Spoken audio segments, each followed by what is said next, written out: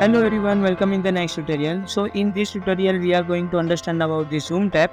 So this will be helpful whenever you want to have the few of the important slide in one page and you want to directly jump with the help of the zoom. So it will be very interactive table of content. So let us have a practice so that you can understand it very well. If I click on zoom, I will select summary zoom. Here 4 slide it has selected.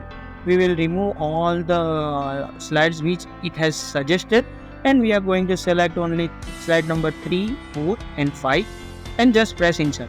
Now you can see on left hand side that one of the additional slide has been created. Now this has been created by itself only. We will just update all the slides manually. Likewise arrange it. Okay, and here I can write down summary.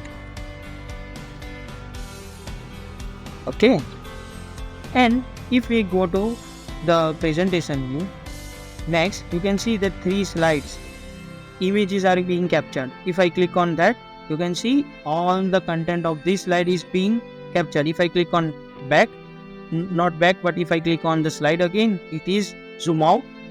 If I go here, zoom in.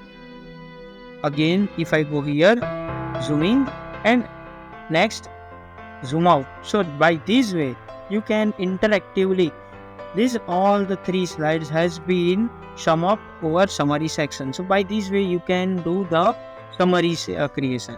So another way, sometimes you may require to selection zoom or slide zoom. You can do it by yourself also, and tell me if you have any doubt in the question answer session. I'm not going to teach you these 2 things because it is similar to what we have done as a summary zoom, just little bit minor difference. Slide zoom will be helpful to zoom particular slide, and section will be helpful for directly jumping from one section to another. So this is the way how you can do this. So I hope this is clear to me. Thank you so much.